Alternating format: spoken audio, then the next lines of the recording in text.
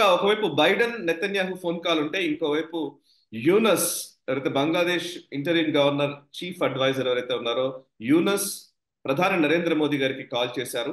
And call చేసి మాట్లాడడం ఇప్పుడు ఆయన ఈవెన్ నరేంద్ర మోదీ గారు కూడా ట్విట్టర్ లో పోస్ట్ చేశారు. సో యూనస్ నాకు హామీ ఇచ్చారు, అక్కడ హిందువులు మైనారిటీలకు ఎటువంటి ఇబ్బంది లేకుండా చూస్తామని, వాళ్ళ సేఫ్టీ విషయంలో హామీ ఇచ్చారని చెప్పేసి ఆయన ట్వీట్ చేయడం జరిగింది.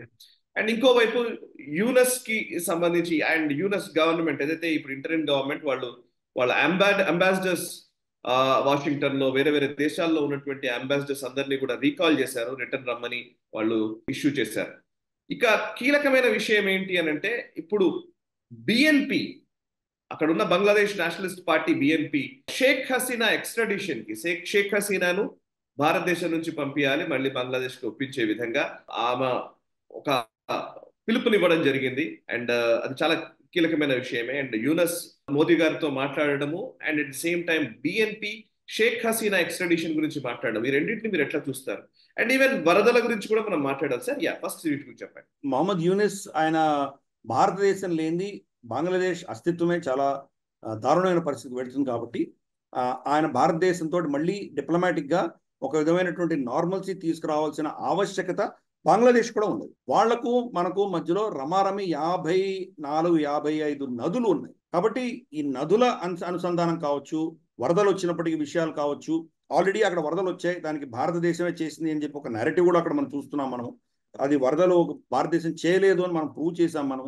కాబట్టి అదొక అంశం అయితే, అలాగే వాళ్ళ ఇండస్ట్రీ కూడా, వాళ్ళ టెక్స్టైల్ ఇండస్ట్రీ కూడా భారతదేశం మీద ఆధారపడింది. ఇక్కడి నుంచి వాళ్ళకి స్పేర్ పార్ట్స్ కానీ, వాళ్ళకు రా మెటీరియల్ కానీ చాలా వెళ్తాయి ఇక్కడి నుంచి. ఫర్ ఇన్స్టెన్స్ పత్తి భారతదేశం నుంచే వాళ్ళు తీసుకుంటారు. కాబట్టి ఇవన్నీ కూడాను వాళ్ళు రేపటి రోజు కనుక వాళ్ళకి దొరకలేదంటే కొట్టుమిట్టాడుతున్నటువంటి ఆ ఇండస్ట్రీ మళ్ళీ మూతపడేటువంటి ప్రమాదం ఉన్నది. అలాగే మన దగ్గర వాళ్ళు విద్యుత్ కొనుక్కుంటున్నారు, అలాగే రివర్ వాటర్స్ మనం ఆపగలం.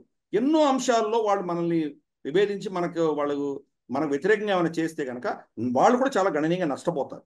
కాబట్టి ఆ దృష్ట్యా ఆయన మోదీ గారికి ఫోన్ చేయడం అన్నది ఎక్స్పెక్టెడ్ లైన్స్ లోనే ఆయన చేస్తారని అనుకున్నాం, అదే చేశారు ఆయన. కాకపోతే ఆ ఫోన్ కాల్లో కీలకమైనటువంటి విషయం ఏంటంటే హిందువులను మేము రక్షిస్తాము అని ఆయన ఒక స్టేట్మెంట్ ఇవ్వడము, అలాగే ఫోర్స్డ్ డిసపియరెన్సెస్ పాకిస్తాన్లో ఏదైతే జరుగుతుందో, ఫర్ ఇన్స్టెన్స్ బలూచిస్తాన్ మూవ్మెంట్ అంతా కూడాను ఫోర్స్డ్ డిసపియరెన్సెస్ గురించే.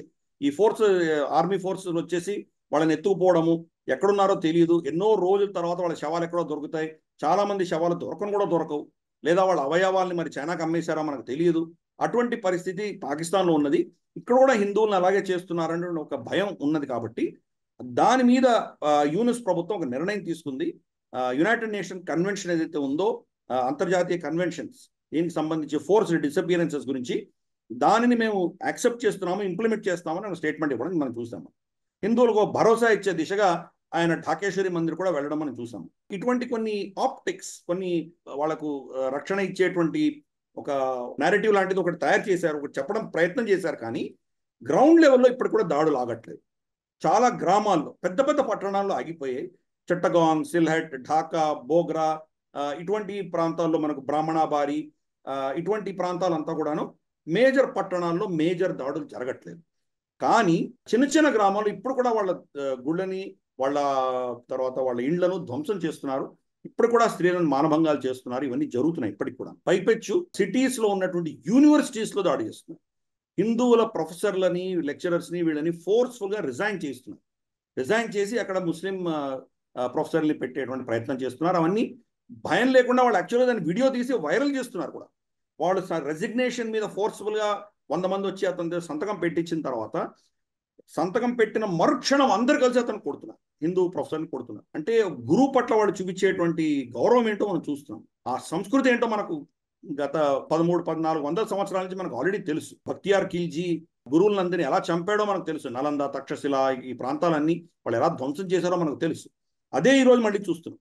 సో కాల్డ్ కెమెరా, మన సోషల్ మీడియా, ఇంత టెక్నాలజీ ఉన్నటువంటి ఎరాలో 1300 సంవత్సరాల క్రితం వీళ్ళు చేసినటువంటి చర్యలే ఇప్పుడు కూడా చేస్తున్నారు, కెమెరా ముందు చేస్తున్నారు. అంతే, అదే తేడా తప్పితే భావజాలంలో ఎటువంటి తేడాలు లేదు.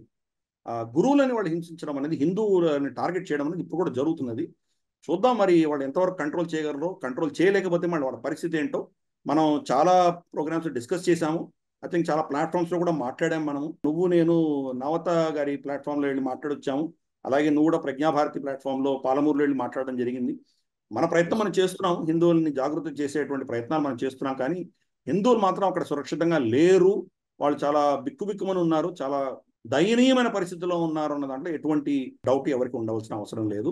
వాళ్ళు మళ్ళీ సురక్షితంగా ఉండి వాళ్ళ ధర్మాన్ని కాపాడుకుని వాళ్ళు పురోగతి చెందుతారు, పురోగతి వాళ్ళకు ఉంటుంది అన్నటువంటి ఒక ఆశ, తర్వాత భగవంతుని ప్రార్థించే ప్రక్రియ తప్ప మనం ఇంకేమీ ఈరోజు చేయలేనటువంటి పరిస్థితిలో ఉన్నాం.